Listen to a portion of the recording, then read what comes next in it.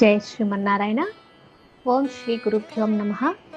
ఈ పవిత్రమైన గురు పౌర్ణమి సందర్భంగా ప్రపంచవ్యాప్తంగా ఉన్న సనాతన ధర్మ ప్రేమికులందరికీ సనాతన ధర్మం యూట్యూబ్ ఛానల్ తరపున హృదయపూర్వక శుభాకాంక్షలు. గురువు అంటే కేవలం విద్యను బోధించే వ్యక్తి మాత్రమే కాదు, అజ్ఞానాంధకారాన్ని తొలగించి జ్ఞానం అనే వెలుగును ప్రసాదించే దైవ స్వరూపం. అందుకే మన శాస్త్రాలు ఇలా చెప్తున్నాయి: గురుర్ బ్రహ్మ గురుర్ విష్ణు గురుదేవో మహేశ్వర గురు సాక్షాత్ పరబ్రహ్మ తస్మై శ్రీ గురవే నమః.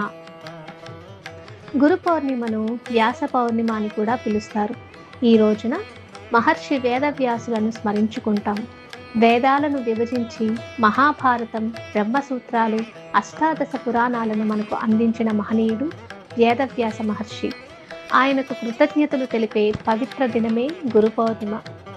మన జీవితంలో తల్లిదండ్రులు మొదటి గురువులు, ఉపాధ్యాయులు జ్ఞానాన్ని అందించే గురువులు, ఆధ్యాత్మిక మార్గాన్ని చూపించే సద్గురువులు మన జీవితానికి దివ్యమైన వరం. గురువు ఆశీర్వాదం ఉంటే అసాధ్యం కూడా సాధ్యమవుతుంది. ఈ పవిత్ర గురు పౌర్ణమి సందర్భంగా మీ జీవితంలో జ్ఞానం పెరగాలి, ధర్మం పట్ల భక్తి మరింత బలపడాలి, మీ కుటుంబంలో సుఖశాంతులు, ఆరోగ్యం, ఐశ్వర్యం, ఆనందం నిండాలని భగవంతుడిని మనసారా ప్రార్థిస్తున్నాను. లోకా సమస్త సుఖినో భవంతు, సర్వే జన సుఖినో భవంతు.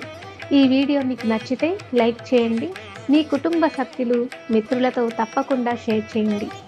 సనాతన ధర్మం, భగవద్గీత, స్థల పురాణాలు, ఆధ్యాత్మిక విశేషాలను తెలుసుకోవాలంటే సనాతన ధర్మం యూట్యూబ్ ఛానల్ను సబ్స్క్రైబ్ చేసి పక్కనే ఉన్న బెల్ ఐకాన్ను తప్పకుండా నొక్కండి.